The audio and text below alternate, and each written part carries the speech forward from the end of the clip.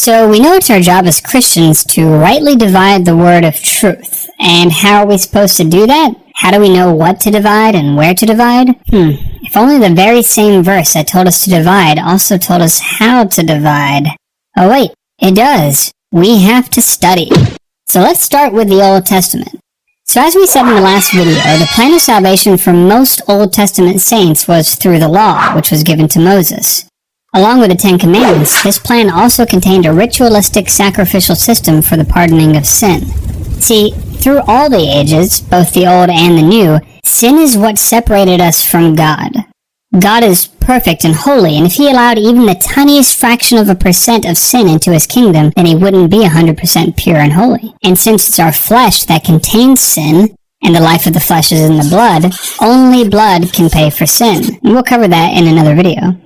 In the Old Testament, this blood was shed through the daily sacrifices, and along with the Ten Commandments and the Book of the Law, Deuteronomy and Leviticus, salvation under the law of Moses was very much works-based. But even though the system very heavily relied on works, it actually wasn't works alone that saved these Old Testament saints. Faith and grace was still very much a part of this system of works.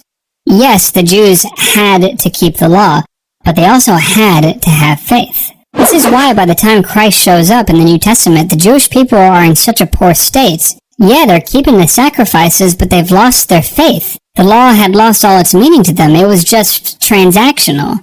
Basically, the priest became a glorified butcher, and the sacrifice, which was once a delight to God, became a stench.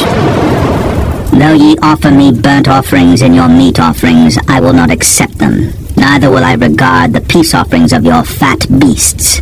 Take thou away from me the noise of thy songs, for I will not hear the melody of thy viols. But let judgment run down as waters, and righteousness as a mighty stream.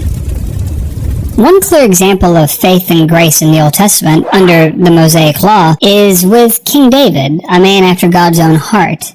He became king over Israel and committed 2 sins that had no sacrifice under the law for forgiveness: murder and adultery.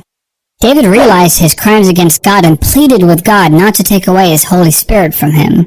See, unlike today, you could lose the Holy Spirit in the Old Testament. And although the punishment under the law for David was death, God forgave him by grace through faith.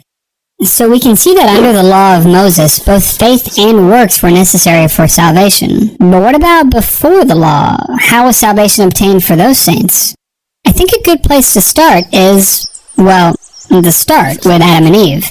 Although it's popular today to say that the Old Testament was all works, it was actually only ever all works with Adam and Eve.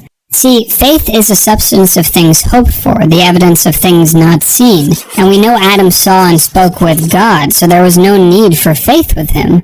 But there was a work that they had to follow. Just one, not to eat the fruit of the tree of knowledge. Pretty simple, right? Well, we all know how that turned out.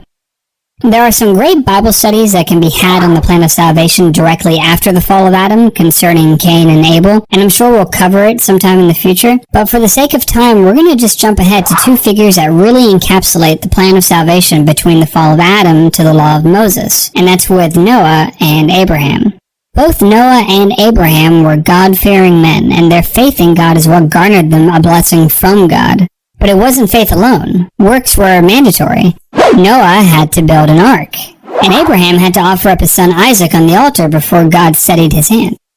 So unlike the law of Moses, Noah and Abraham were first made righteous in their faith, and were then perfected by their works.